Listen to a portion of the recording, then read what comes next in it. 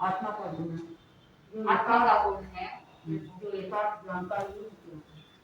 देखिए या देखना या जानना हो गया, वो दर्शन। दो शब्द है, जानना हो गया। दर्शन और ज्ञान, दो शब्द है। दर्शन का मतलब है देखना, दर्शन का मतलब है सामान्य जानकारी, और ज्ञान का मतलब है विशेष जानकारी।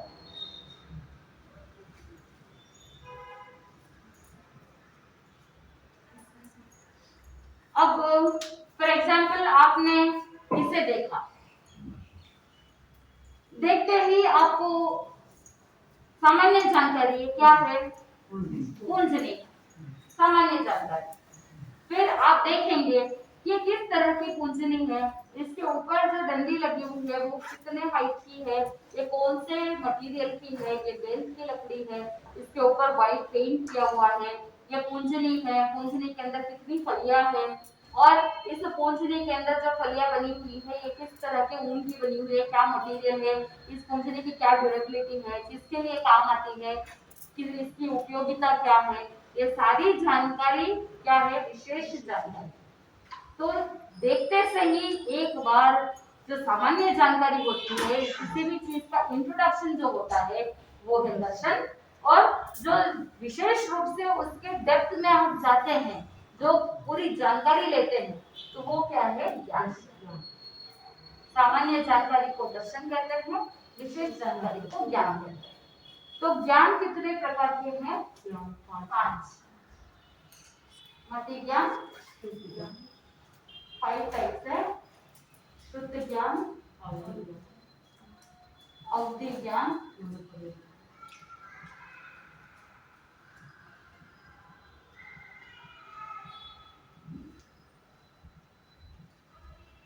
मनोपर्य ज्ञान और केवल।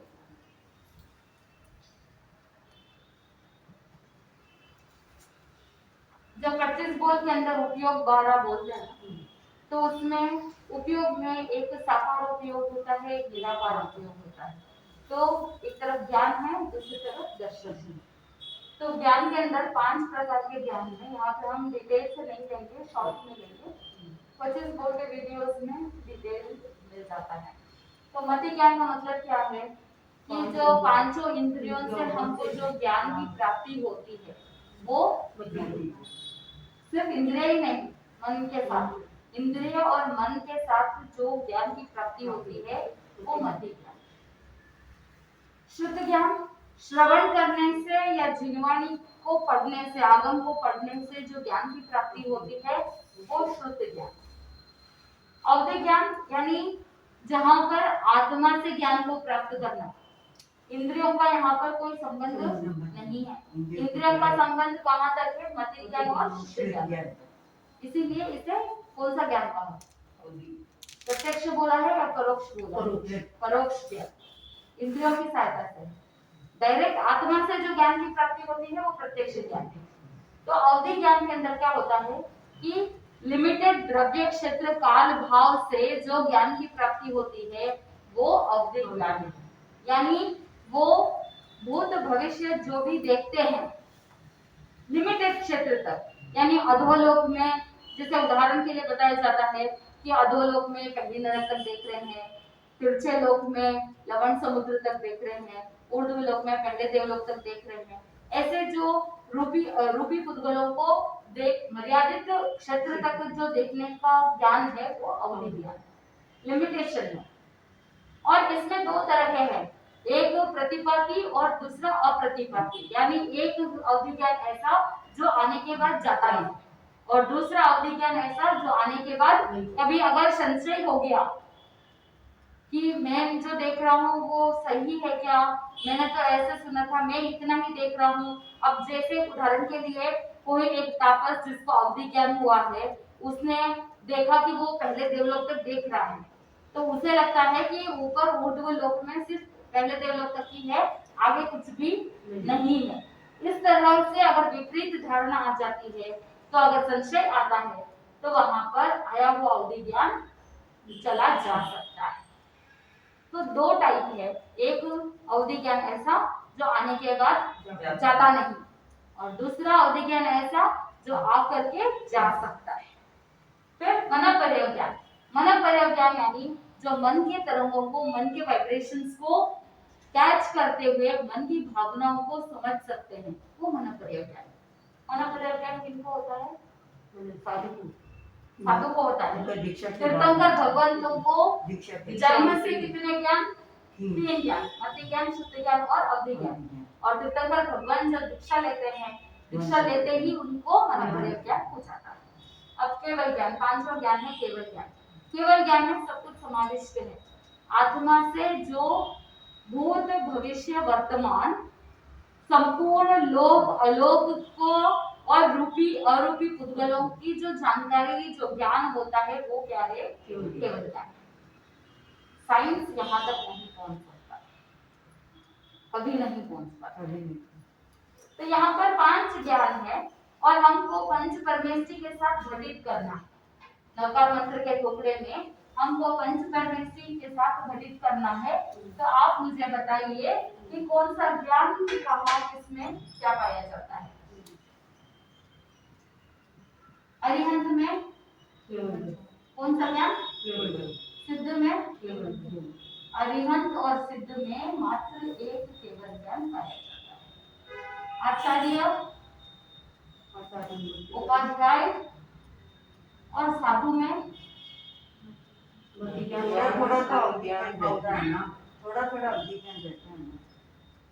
इन तीनों में ऑल 5 की भजना।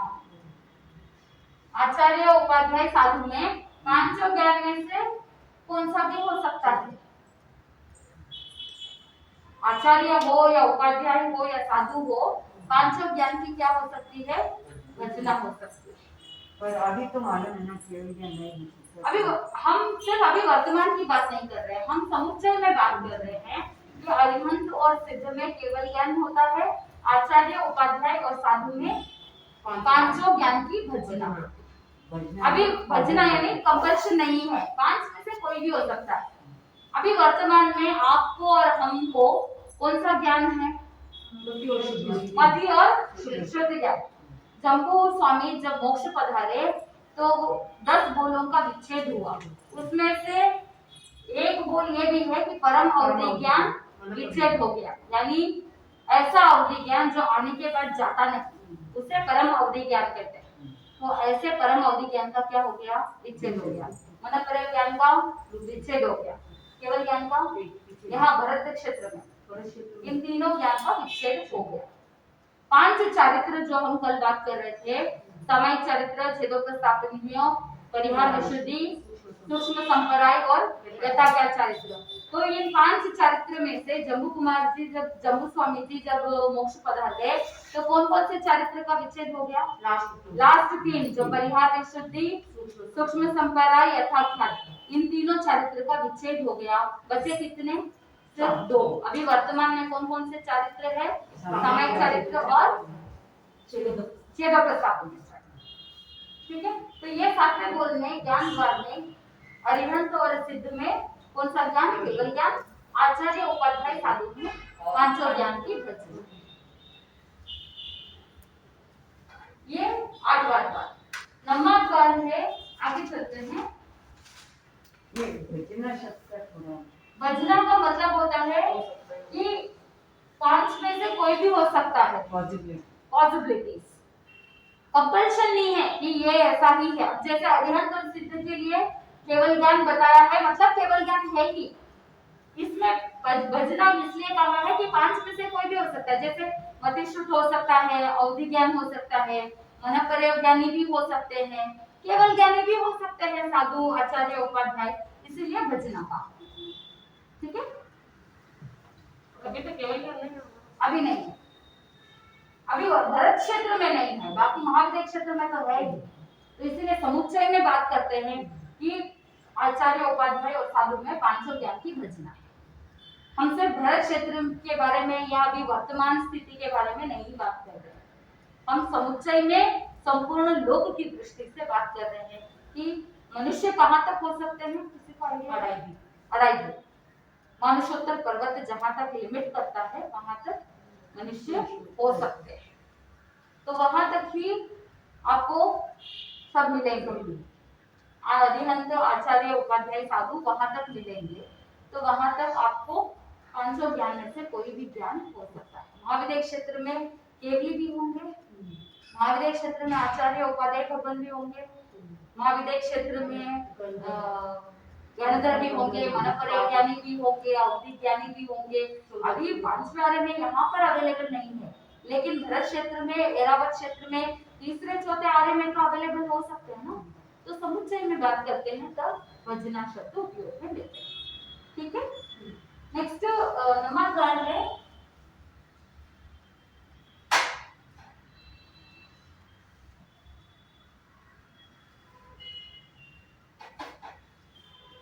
संहरण द्वार।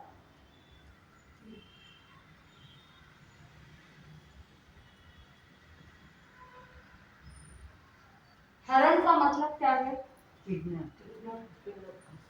हरण यानी छीन लेना, संहरण मतलब काइंड ऑफ किडनैपिंग टाइप। तो यहाँ पर संहरण द्वार के अंदर बताया जाता है कि जो अरिहंत है, क्या अरिहंत भगवान का संहरण हो सकता है? नहीं हो सकता है। सिद्ध का नहीं हो सकता है। आचार्य उपाध्याय का भी संहरण नहीं हो सकता है, सिर्फ साधु का संहरण हो सकता है। इनकी सबकी पुण्यवानी इतनी अधिक होती है कि इनके संहरण नहीं होता, साधु का संहरण हो सकता है। ठीक है। प्रैक्टिकली जो किडनैप बोलते हैं वो वैसे नहीं, अभी आप अभी के परिप्रेक्ष्य में किडनैपिंग बोल सकते हैं, लेकिन उस जमाने में क्या होता था कि विद्याधर देव वगैरह होते थे, विद्याधर होते थे, वो साधुओं को एक स्थान से दूसरे स्थानांतरित कर देते थे। विद्याधर जिन पर्वतों पे रहते थे ना, तो जहाँ पे मुनिराज ध्यानस्थ खड़े रहते थे, तो उनको एक स्थान से अपनी विद्या से वो दूसरे स्थान पे ले के चले जाते थे, पता ही नहीं चलता था, संहरण हो जाता। लेकिन इनका किसी का भी संहरण हो नहीं सकता है, होगा तो किसका हो सकता है? साधु का संहरण हो सकता है। आचार्य उपाध्याय भगवंतों की इतनी पुण्यवानी होती है, उनका इतना चारित्र बल होता है कि उनका संहरण नहीं हो सकता। समुच्चय की दृष्टि से, समुच्चय की दृष्टि से बिल्कुल, अभी के हिसाब से नहीं, वर्तमान की स्थिति के हिसाब से नहीं, समुच्चय की दृष्टि से कहा जाता है। अभी का 5 आर्य में अभी किसकी कितनी पुण्यवानी क्या होती है वो तो बता नहीं सकते हैं ना। अगला है 10वां द्वार, गति द्वार। बहुत इजी है। अरिहंत की गति क्या है? नहीं, मतलब यहाँ पे देखो, ये सभी मनुष्य ही है, कहाँ जाएंगे? गति मतलब जाना। अब जैसे एक चीज गति कर रहा है, यानी यहाँ से वहां जा रहा है, तो गति का मतलब है जाना, एक स्थान से दूसरे स्थान में जाना, एक जन्म से दूसरे जन्म में जाना, एक स्थान से दूसरे स्थान में जाना, एक गति से दूसरी गति में जाना। गति नाम कर्म के उदय से जो जीव आयुष्य पूर्ण करने के बाद एक जगह से एक स्थान से दूसरे स्थान की ओर जो गमन करने की क्रिया है उसे गति कहते हैं। ठीक है। कौन से कर्म की वजह से? गति नाम कर्म, नाम कर्म है, लेकिन नाम कर्म के अंदर उत्तर प्रकृति गति, गति नाम कर्म। ठीक है। तो अगर हम इस भाव से किसी और भाव से मनुष्य भाव में आए हैं तो कौन से नाम कर्म से? गति नाम कर्म। यहाँ से कहीं और जाएंगे अगले भाव में, कौन से कर्म की वजह से? गति नाम कर्म। और साथ में हमको जो एंडिंग सिचुएशन में, यानी आयुष्य पूर्ण होने के सिचुएशन में हमको वैसे के वैसे परिणाम आते हैं।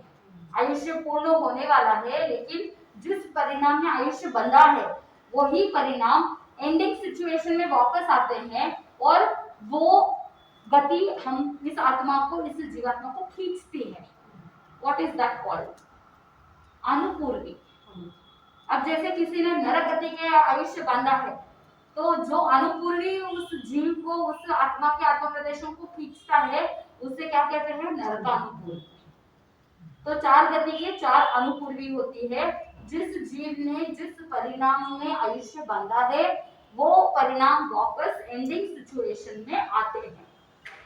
अगर अच्छी परिस्थिति में या शुभ भावना में आयुष्य बांधा है तो एंडिंग सिचुएशन में आयुष्य पूर्ण होने के समय में अच्छे परिणाम आएंगे। लेकिन बहुत बार ऐसा देखते हैं कि जीवन पर्यंत धर्म आराधना करते हैं, लेकिन कभी ऐसा होता है कि परिणाम अच्छे नहीं होंगे, उस समय आयुष्य बांधा है, तो एंडिंग में क्या होता है, जीवन पर्यंत धर्म किया लेकिन आयुष्य पूर्ण होने के समय में भाव बदल गए हैं, विपरीत हो गए हैं, परिणाम अच्छे नहीं रहते हैं। उस समय लोग उलट पुलट बातें करते हैं कि देखो जीवन पर्यंत धर्म आराधना की है लेकिन फिर भी देखो कैसी गति है या कैसा। अगर कर्म सिद्धांत को जानते हैं तो वो ये समझ सकता है कि जीवन पर्यंत धर्म किया है, धर्म का फल तो मिलेगा ही मिलेगा, धर्म का फल तो वेस्ट जाता ही नहीं है, लेकिन जिस परिणाम में आयुष्य बांधा है वही परिणाम वापस आते हैं।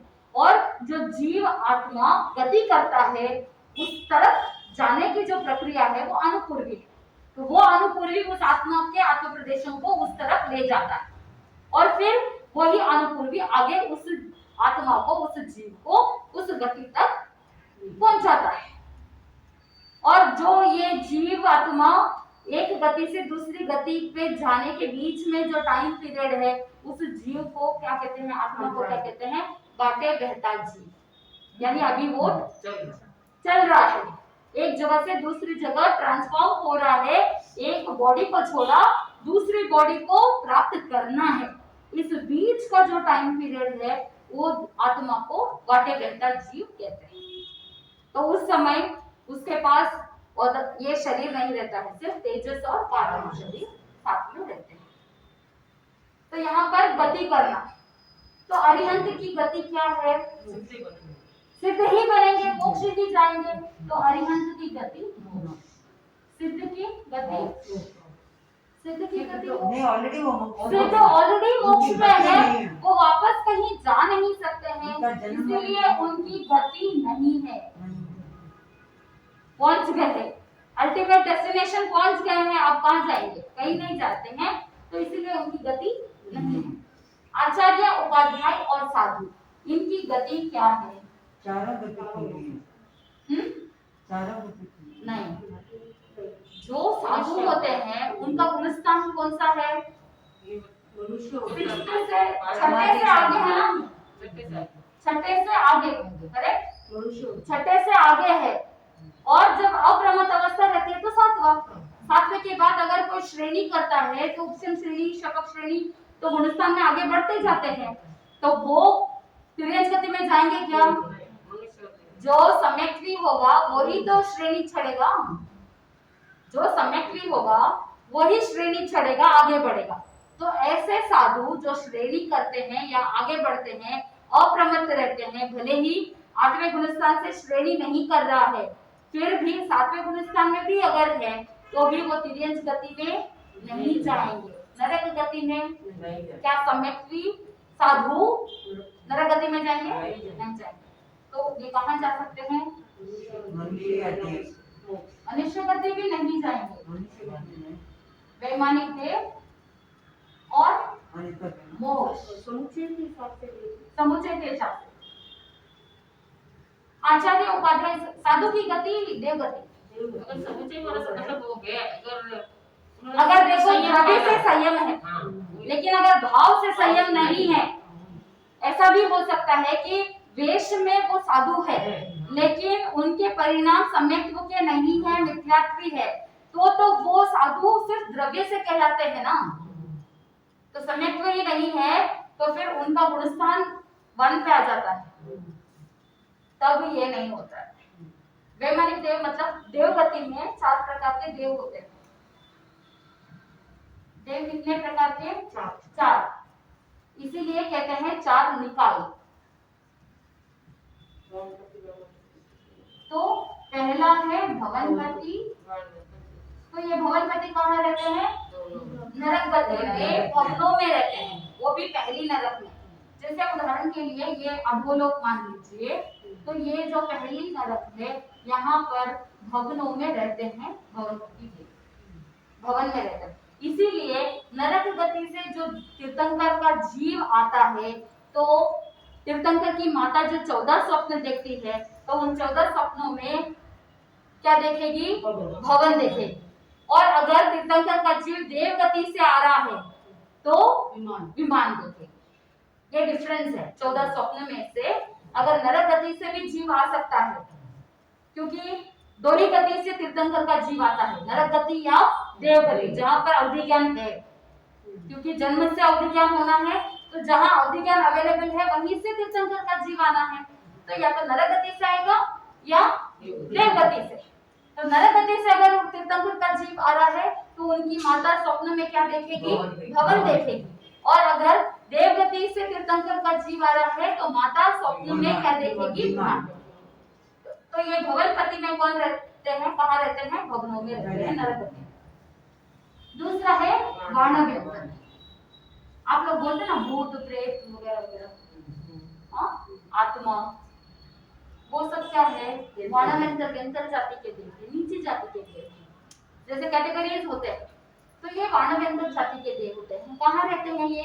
तिरछे लोक में होते हैं, यानी मध्य लोक में होते हैं। जैसे हॉन्टेड हाउसेस होते हैं, जो ढूंढे घर होते हैं जहाँ पर लंबे समय से कोई रह नहीं रहा है, कुछ ऐसे पेड़ों के ऊपर रहते हैं, कुछ ऐसे ऐसे मंदिर जहाँ पर वो ढूंढे पड़े हैं, यूज नहीं हो रहा है, ऐसी जगहों पर जहाँ पे किसी जनता का आवागमन और नहीं होता है, लंबे समय से ऐसे ही पड़े हैं, वहां पर ये व्यंतर जाति के देव होते हैं।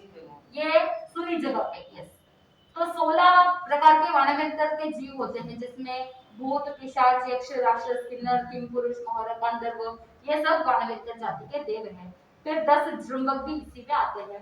तो ये 25, ये 26। वो डिटेल जब हम जीव राशि के बारे में 25 बोल में करते हैं, 563 भेद, उसमें और डिटेल से समझ सकते हैं। अभी के लिए 4 निकाय के जो जीव होते हैं, सबसे पहला भवनपति जो नरक गति में भवनों में रहते हैं, और दूसरा वाणव्यंतर जो तिरछे लोक में ऐसे जगहों पर रहते हैं, जैसे पेड़ है, हॉन्टेड हाउसेस है, वहां पर रहते हैं। तीसरा है ज्योतिषी।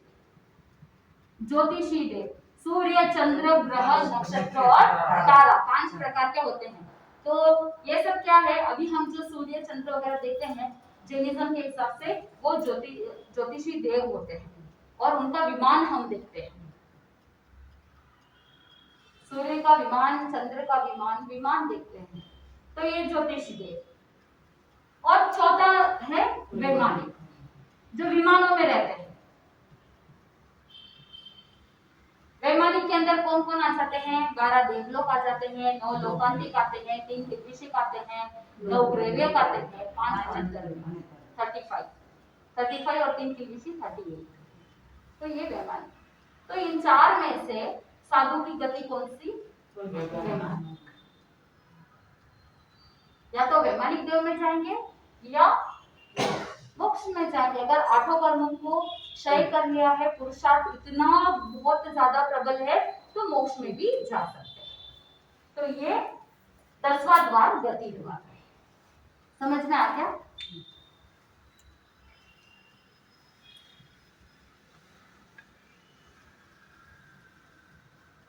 अब लास्ट 11वां द्वार है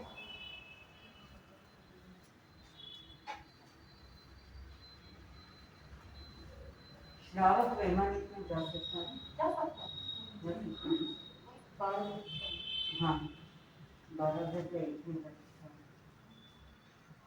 श्रावक तभी कहलाता है जब वो 12 व्रतों को अंगीकार करते हैं, 12 में से एक भी करते हैं। क्योंकि आप प्रतिक्रमण में जब बोलते हैं ना, एक व्रतधारी जाओ 12 व्रत। एक व्रत भी कौन सा? पहला अहिंसा, पहला प्राणातिपात विरमण, कोई भी नहीं। हाँ, अगर पहला व्रत अंगीकार नहीं किया है और उन्होंने अगर मन में ये ठान लिया है कि मैं रोज की एक सामयिक करूँ, 9वां सामयिक व्रत ग्रहण किया है, तो वो व्रतधारी कहलाते हैं क्या? गुरुदेव कहते हैं कि पहला व्रत अगर अंगीकार किया है तो ही वो व्रतधारी श्रावक कहलाता है। क्योंकि जब तक अहिंसा नहीं आती है तब तक बाकी सारे कुछ भी इतना वैल्यूएबल नहीं रहता है। क्योंकि बाकी जितने भी व्रत हैं वो सारे के सारे अहिंसा के ऊपर टिके हुए हैं। अगर किसी ने पहला व्रत अंगीकार किया है, क्या वो झूठ बोलेगा? झूठ बोलेंगे तो सामने वाले को भी हर्ट होगा, सामने वाले को डिप्रेशन में जाना पड़ेगा, स्ट्रेस में जाएगा, एंजाइटी में जाएगा, हो सकता है वो सुसाइड कर ले क्योंकि उसने झूठ बोला है। तो कुछ ऐसी सिचुएशन बन गई जिससे वो डिप्रेशन में चला गया, सुसाइड कर लिया, तो हिंसा हुई ना। तो अगर अहिंसा व्रत का पालन करना है तो वो मोटा झूठ भी, ऐसा झूठ कभी नहीं बोलेगा जिससे सामने वाले को मारणांतिक कष्ट हो। तो दूसरा व्रत का पालन करना है तो पहले क्या करना होगा? पहला व्रत। अगर किसी ने पहला व्रत अंगीकार किया है तो क्या वो मोटी चोरी करेगा? किसी के घर में डाका डालेगा? नहीं डालेगा। क्यों? क्योंकि अगर सामने वाले के घर में डाका डाल दिया है तो वो तो पूरे बर्बाद हो जाएंगे। उससे हो सकता है कि उनके घर में वो कंगाली की वजह से वो क्या कर लेंगे?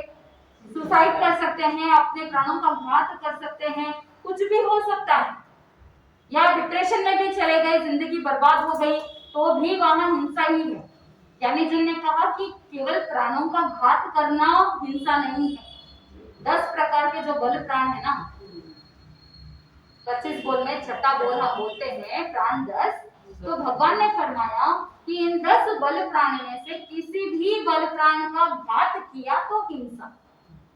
किसी के कान काट दिए, किसी के आंख काट दी, आंख क्या बोलते हैं उसको, छीन ली, नाक को कट कर दिया, या हाथ, बॉडी के कोई भी पार्ट्स को कट कर दिया है, किसी ने किडनी चुरा ली, वो भी क्या है? हिंसा है। तो भगवान ने जो डिटेल में इतना सूक्ष्म रूप से अहिंसा के बारे में बताया है, तो वहां पर ज्ञानी जन ने कहा कि जो अहिंसा का पालन करेगा वो चोरी भी नहीं करेगा। और जीव जानता है कि जब एक बार मैथुन का सेवन करता है तो कितने जीवों का घात होता है? 9,99,000 जो संख्या है उतने समूचे मनुष्य का घात होता है। तो जो अहिंसा का पालन करेगा वो मर्यादित जीवन जिएगा। तो वहां पे भी मैथुन विरमण व्रत का भी पालन वो करेगा। और जो अहिंसा का पालन करेगा वो किसी के प्रति अटैचमेंट नहीं रखेगा, क्योंकि गुरुदेव कहते हैं अटैचमेंट होना भी हिंसा है। क्योंकि जहां पर अटैचमेंट होगा वहां पर राग भाव होगा, और जहां पर राग भाव होगा वहां पर द्वेष भाव भी आएगा, क्योंकि राग ही द्वेष को जन्म देता है। आपके बच्चे के प्रति आपके मन में बहुत ज्यादा राग है, इसीलिए अगर बच्चा गलती करता है तो आप क्या करोगे? एक तमाच मारोगे। हिंसा है कि नहीं है? राग है इसीलिए द्वेष है। अगर राग भी नहीं होता तो द्वेष भी नहीं होता। इसीलिए तीर्थंकर भगवंतों को क्या कहा? वीतरागी, यानी जिन्होंने राग भाव को जीत लिया। राग को जीत लिया तो द्वेष को भी जीत लिया। किसी के प्रति अटैचमेंट ही नहीं है तो उनके प्रति द्वेष भावना नहीं आती है।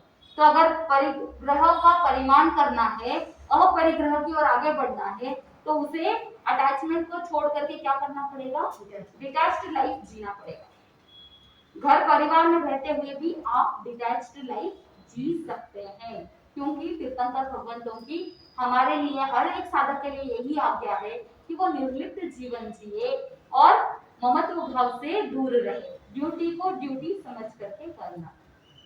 मेरी ड्यूटी है कि मैं अपने आश्रित जो परिवार जन है, जो सदस्य है, उनका भरण पोषण करना है, उनका लालन पालन करना है, ये मेरी ड्यूटी है। इसीलिए मैं ड्यूटी समझ करके कर रही हूँ। तो ज्यादा पाप लगेगा कि नहीं लगेगा? नहीं लगेगा। आपने ड्यूटी को ड्यूटी समझ करके किया, उसमें आपका कोई अटैचमेंट नहीं है।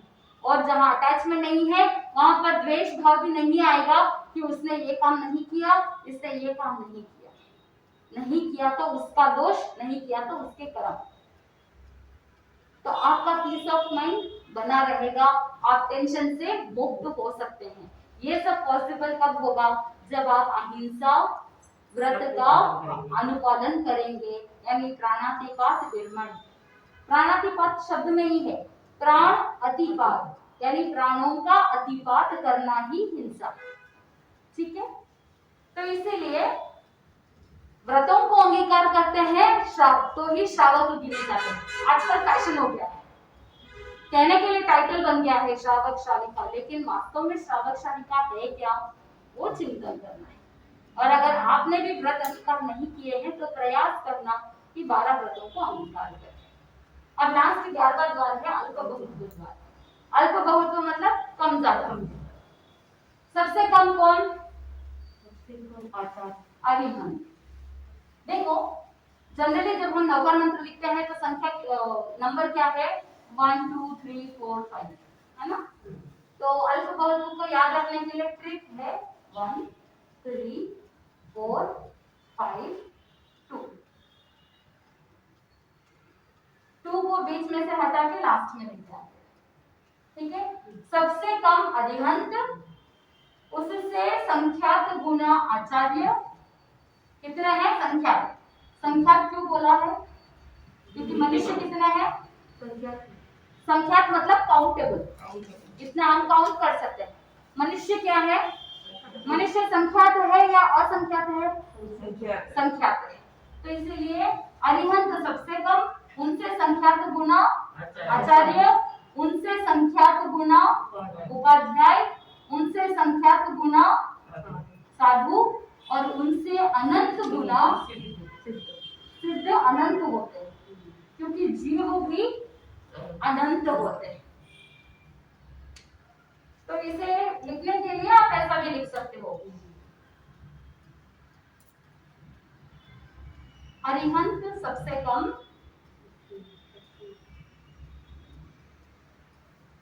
उससे ज्यादा आचार्य, यहाँ एरो के ऊपर लिख सकते हो संख्यात गुना, ऐसे ही कंटिन्यू कर सकते हैं। फिर उपाध्याय संख्यात गुना, उसके बाद साधु संख्यात गुना, उसके बाद सिद्ध अनंत गुना। ऐसे फ्लो चार्ट के जैसे भी लिख सकते हैं, इजीली समझ में आ जाएगा। 1 3 4 5 2 ये याद रखना। पंचपरमेष्ठी का जो सीक्वेंस है उस सीक्वेंस में सिर्फ 2 को लास्ट में लेके आ जाएंगे और बाकी सब संख्यात गुना अधिक है, सिद्ध तो अनंत गुना। ये लॉजिक याद रखेंगे तो अल्प बहुत को याद रख जाएगा। तो ये नवकार मंत्र का प्रोग्राम।